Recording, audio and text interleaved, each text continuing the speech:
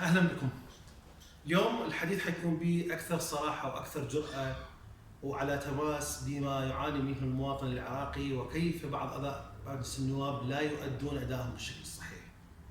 مجلس النواب خصص أسبوع للعمل داخل مجلس النواب، والأسبوع الآخر أن يكون النائب مع أبناء محافظته أو مع من انتخبهم، لكن للأسف الشديد السبعة أيام التي هي مخصصة لتفقد أبناء محافظته أو النائب يذهب خارج العراق، إما إلى بيروت أو إلى طهران أو إلى عمان أو إلى اسطنبول أو حتى إلى مكان جديد بيلاروسيا.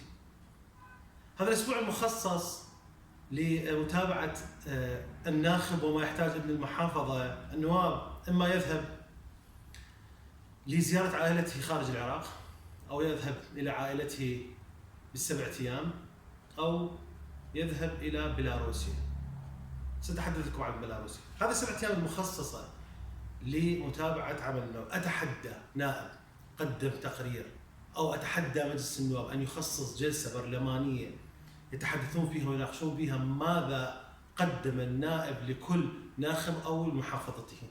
حتى هذه اللحظات لن يعقد مجلس النواب جلسة لمتابعة ما احتياج الناخب. يتحدثون عن نتحدث لنبدأ بالبدء. أولا فيما يخص نواب اتحاد القوى.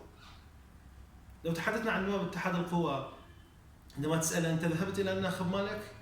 هو يتحدث لك نعم أنا ذهبت وتابعته وعندي مكاتب وهذا، بس بالحقيقة لا، هو أساسا ما عنده شعب، ما عنده ناس. أبناء المحافظات الغربية هم مهجرين وبالخيم، كيف حيتابعهم؟ وفي ظل أزمتهم ما راح تابعهم ولا راح سأل عنهم ولا قدمت لهم الخدمات. هذول نواب التحالف، تحالف اتحاد القوى.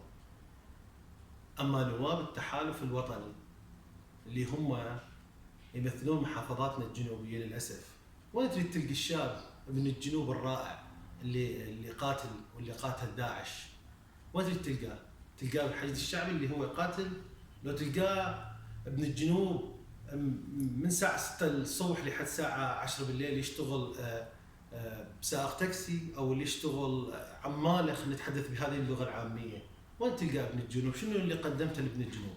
أما نواب التحالف الكردستاني فما أنه عرفوا أنه اليوم عطلة السبعة أيام شدوا الرحال إلى إقليم كردستان وأوهموا من موجود في الشعب الكردي، أوهموا إلى أنه هم يعملون من أجل مصلحة إقليم كردستان والانفصال والاستقلال وكذا.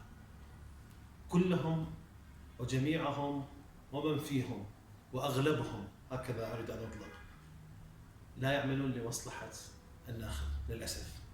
قد يستغرب البعض أنت ذكرت هذه الدول، لكن دول بيلاروسيا لماذا يذهبون إلى بيلاروسيا؟ بيلاروسيا أحد السادة النواب افتتح شركة للسياحة وصار يقدم عروض للنواب في هذه السبعة أيام، بدل أنه تروح تخدم الناخب مالتك قام يقدم له عرض ببيلاروسيا. وتعرفون ما يجري ببيلاروسيا، انه صارت داخل اروقه مجلس النواب انه احنا خلينا نروح بيلاروسيا، ما بها اعلام كثير، ما بها عراقيين كثير، من الدول اللي هي معروفه يتواجدون بها النواب.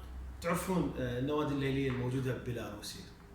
وصار هذا النائب يتاجر بداخل مجلس النواب من خلال شركته، يقنع النائب بعرض في حال انه انت اجيت وجبت نائب اخر معك راح يصير لك خصومات على عرض بالذهاب من خلال شركه السياحه. 90% من النواب هم عندهم شركات الان، شركات للسياحه، شركات للمقاوله، بس هذا النائب عجبني ذكي يشتغل شغله جديده انه يودي سياحه لبيلاروسيا من خلال شركته. للاسف الشديد انتبهوا الى هذه القصه وحاسبوا مجلس النواب. لماذا؟ وانا اطالب هيئه الرئاسه بتحديد جلسه، على اقل جلسه خلال الفتره المقبله، ماذا قدم النواب لناخبيهم لاهلهم بالمناطق الغربيه والجنوبيه وبشمال العراق باقليم كردستان، ماذا قدمتم لهم؟ اتحدى مجلس النواب ان يعقد جلسه للمناقشه. البعض يقول لك لا انا اللي اتحداك لانه انا عندي مكتب ويجوني، ماذا قدمت له؟